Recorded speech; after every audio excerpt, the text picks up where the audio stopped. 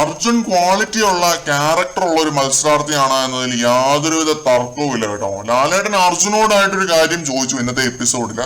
ടീമിന് കുത്തിത്തിരിപ്പ് ഉണ്ടാക്കാൻ വേണ്ടി സ്ക്രിപ്റ്റ് റൈറ്റർ എഴുതി കൊടുത്ത ഒരു കാര്യമാണ്. പക്ഷെ എന്ത് ചെയ്യാൻ, അവൻ ലാലേട്ടനാണ് പഴി കേൾക്കേണ്ടി വരുന്നത്. പുള്ളിയുടെ പേരെടുത്ത് പറയാൻ പോലും എനിക്ക് താല്പര്യമില്ല. സ്ക്രിപ്റ്റ് റൈറ്ററെ വേണം കൊട്ടാനായിട്ട്. സാരമില്ല, ഓക്കെ. അർജുനോട് ലാലേട്ടൻ ചോദിച്ച കാര്യത്തിലേക്ക് നമുക്ക് വരാം. ലാസ്റ്റ് ടാസ്കുകളിൽ ജയിക്കാത്തതായിട്ട് ആരാണ് ഉള്ളത്? ജിൻഡോ ആണോ? അപ്പൊ അർജുനും ശ്രീധുവും മാത്രമേ കളിച്ചുള്ളൂ. നിങ്ങൾ കളിച്ചിട്ടാണോ ജയിച്ചത് നിങ്ങളുടെ ടീം? അപ്പൊ അങ്ങനെ ചോദിക്കുന്നില്ല ലാലേട്ടൻ. എന്തൊരു ചോദ്യമാണെന്ന് ഓർത്തോണം. അപ്പൊ അർജുൻ പറയുന്നത് ലാസ്റ്റ് ടാസ്കുകൾ 3 ജിൻഡോ ചേട്ടൻ പരാജയപ്പെട്ടു. പക്ഷെ ഹോട്ടൽ ടാസ്കിൽ ഏറ്റവും നന്നായിട്ട് ഡ്യൂട്ടി ചെയ്തതും ഗെയിം കളിച്ചതും ജിൻഡോ ചേട്ടനാണ്. പുള്ളിയുടെ എഫേർട്ട് ഇല്ലായിരുന്നുവെങ്കിൽ നമ്മൾ ഒരിക്കലും ജയിക്കില്ലായിരുന്നു. ജിൻഡോ ചേട്ടനെ എടുത്തു പറയണമെന്ന് പറഞ്ഞിട്ട് അർജുൻ ജിൻഡോയെ കോംപ്ലിമെന്റ് ചെയ്യുന്നു. അർജുന് വേണമെങ്കിൽ വേറെ എന്തെങ്കിലും പറഞ്ഞ് ട്വിസ്റ്റ് ചെയ്ത് പറയാമായിരുന്നു. പക്ഷെ അവിടെ പുള്ളി കാണിച്ച ഈ ഒരു ക്വാളിറ്റി, എന്നിലുണ്ടാക്കിയ ഒരു മതിപ്പ് ചെറുതൊന്നും അല്ല കേട്ടോ. ടീം പ്ലെയർ എന്നുള്ള നിലയിൽ അർജുൻ ടീമിലുള്ള ഒരാൾക്ക് വേണ്ടി സംസാരിച്ചു. അത് നമ്മൾ അപ്രിഷിയേറ്റ് ചെയ്യേണ്ട ഒരു കാര്യം തന്നെയാണ്.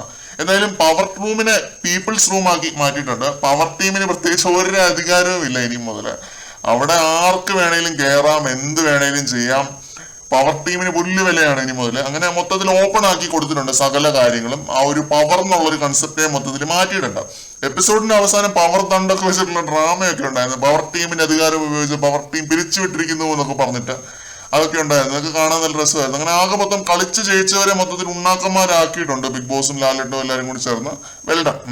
സാരമില്ല, ജിൻഡോയും ടീമും എന്തൊക്കെയോ വൗച്ചറൊക്കെ കൊടുത്തിട്ടുണ്ട് ഇവര്. ഷോപ്പിംഗ് വൗച്ചറാണ്. എന്തെങ്കിലും പ്രത്യേക ഷോപ്പിംഗ് ഒക്കെ അവർക്ക് ചെയ്യാൻ പറ്റുമായിരിക്കും. അതുപോലെ 1 കിലോ ലഡു കൊടുത്തിട്ടുണ്ട് ആൾക്കൊന്ന് വീതം.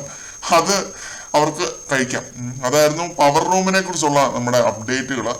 ഈ സീസണിലെ പവർ റൂം ഒരു വമ്പൻ ഫ്ലോപ്പ് ആണെന്നുള്ളതിന്റെ ഏറ്റവും വലിയ തെളിവാണ് ഇത് കേട്ടോ. കൂടുതൽ ലൈവ് അപ്ഡേറ്റുകളൊക്കെ ആയിട്ട് വീണ്ടും കാണാം.